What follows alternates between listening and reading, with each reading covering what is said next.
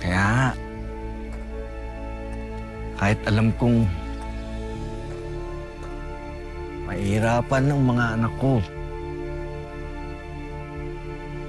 nang malaman nila na may sakit ako, kinailangan ko sabihin ang katotohanan. Siguro nga,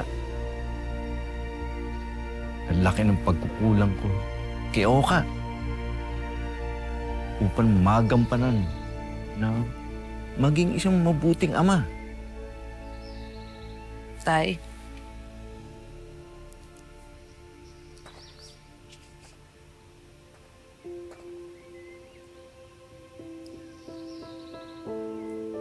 alam niyo mahal na mahal ho kayo ni Oka. Sorry po pala. Sorry kung nagpanggap po kaming dalawa na mag-asawa. Alam ko po na mali po yun. At alam ko rin po na kulang po yung salitang sorry para mapatawad niyo ho kami. Eh, tay, sana ho maintindihan niyo. Kaya lang naman ho nagawa ni Oka yun na magsinungaling kami para huwag kayong mag-alala eh.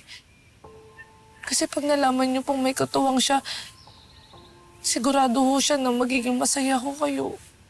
Ganun ho kasi siya klaseng tao eh. Inuuna niya po yung kapakanan ng iba.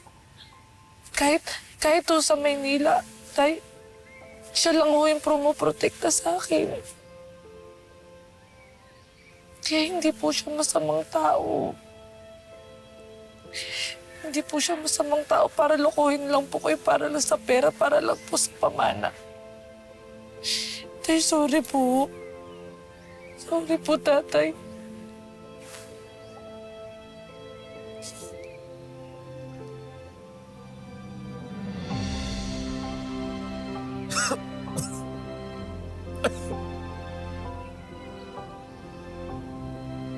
Salamat, Iya.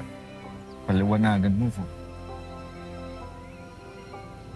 Alam ko namang mabuting tao si Oka. Mali man yung ginawa niya, pero maganda naman yung intensyon niya para mapasaya ako. Salamat. Wala po yun. Tay, sorry po talaga.